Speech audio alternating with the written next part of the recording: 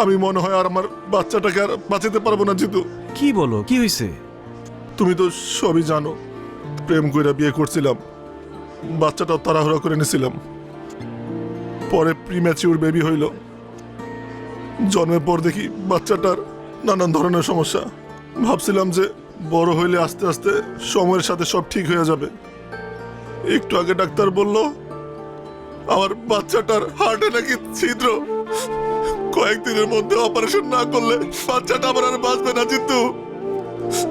এখন আমি এত টাকা কোথায় পাবো? চলো আমার সাথে, চলো। কোথায়? ডাক্তারের সাথে আমি কথা বলবো, আসো।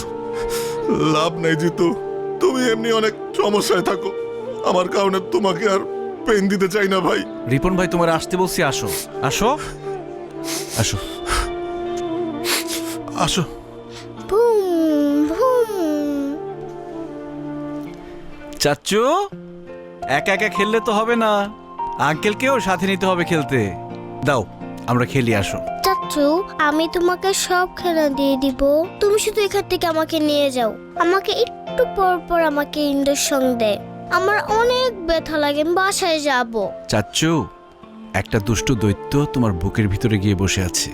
আমি ডাক্তারকে বলেছি ওই দৈত্যটাকে বের করতে হবে, এই জন্য তোমার ওষুধ খেতে হবে, ইঞ্জেকশন নিতে হবে।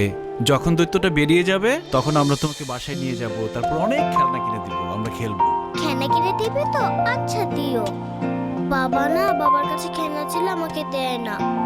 জিতু চাচ্চু কিনে দিবে, সমস্যা নেই। চাচু, তোমাকে না সবাই ভয় পায়, তুমি দূতকে একটা ধমক দিয়ে দিবে, তাহলে দূত ভয় পেয়ে চলে যাবে। তারপর আমাকে ওষুধ ইঞ্জেকশন কিচ্ছু দিতে হবে না। না রে চাচ্চু, দৈত্যকে বের করতে হলে ওষুধ খেতে হবে, ইঞ্জেকশন নিতে হবে, বকা দিলে যাবে না। আর আমাকে সবাই ভয় পায়, তোমাকে কে বলেছে? বাবা মাকে বলছিল, আমি শুনে ফেলেছি। আজকে ওর অপারেশনের টাকা পুরোটাই জিতু দিছে। আজকে ও যদি না থাকতো আমরা আমাদের মেয়েকে বাঁচাইতে পারতাম না। আরে রিপন ভাই, কি শুরু করলা তুমি ভাবির সামনে, বাচ্চার সামনে? বাদ দাও তো, তুমি না বলদি রয়ে গেল। আল্লাহ আপনার অনেক ভালো করবো ভাই, অনেক ভালো করবো। দোয়া করেন। আসো আমরা খেলি। এই যে ধরো, ফোন ধরো। হ্যালো।